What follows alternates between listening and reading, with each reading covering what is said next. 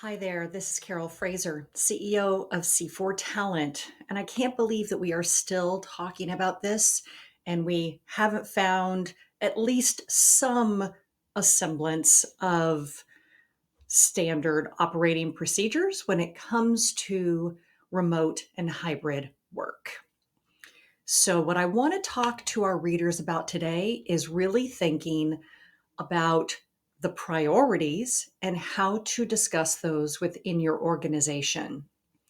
We know that hybrid work is likely not going to go away, and many employees do not want to come in. So, we're going to have to embrace remote work if we want our organizations to be successful. We have 5 generations in the workforce right now, and we need to learn how to be a little more agile and malleable so that we can ensure that we're bringing the best to our customers while also supporting the needs of the employees. What I would like my HR teams to consider are the following 5 areas that they need to do some research in and really see if they've leveraged what's out there to support the engagement and retention of their employee population. The first thing is the technology enabled collaboration. Do you have a solution that facilitates actual virtual collaboration or at least some ways of working that ensures collaboration? Whether that is a shared online space where we all just get on Zoom and support one another as if we're working in a round table. Is it ensuring that communications are properly being cascaded and we can utilize technology to ensure that there is a reference or a repository of that information? And of course, project management tools really help people on the team understand who's doing what and where they are in the process. So look into your technology enabled collaboration. The second thing is performance management and feedback. We need to do as much as we can to support leaders in developing new ways to performance manage and give feedback in a hybrid or virtual environment. You can have real time feedback. There are apps for that, but you can also have dashboards that people have access to really see how the company is doing and how their role within the company's success is impacting it. So we want to ensure that we have that line of sight for the employees. And don't forget the objective metrics of that performance so that the feedback is meaningful and is really focused towards a goal.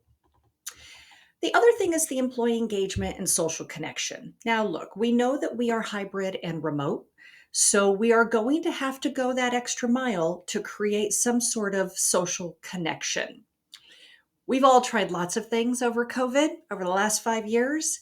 And the one thing that we know does work is when we come together in person, but that we really have a purpose for coming together in person.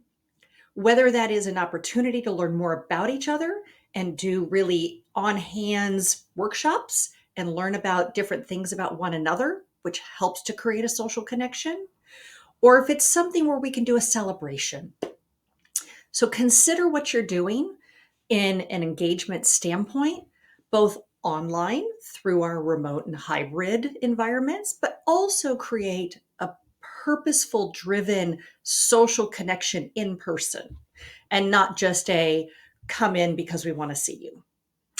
The other thing is the well being and work life balance.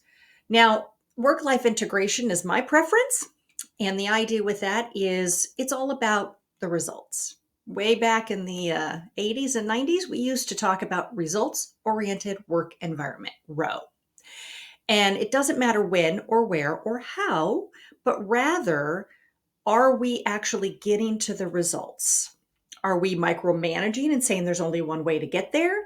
Or are we allowing people's creativity and innovation to get us there maybe faster, maybe with more of an impact? It's really focused on understanding that people have lives And our best work doesn't happen between 9 and 5. It happens when we are the most productive, and that can be different for each person. And lastly, it's the training and development. The only way that an organization is going to move forward and towards their goals and ensure that their employees are engaged in the process is to recognize that everybody just innately likes to learn. So, putting together learning and development programs that not only enhance the technical side of their roles, but also the personal side of their roles is really something to consider. That could be a coach, that could be formalizing a real mentorship program where you're actually enabling and educating and training mentors to be good mentors. But it's also maybe looking into positive intelligence for your organization, something that can help them personally while also having the benefit to the company. I just really want to address some of the pain points that we're still seeing in hybrid and remote work. So I hope these tips help you, and we're available if you have any questions.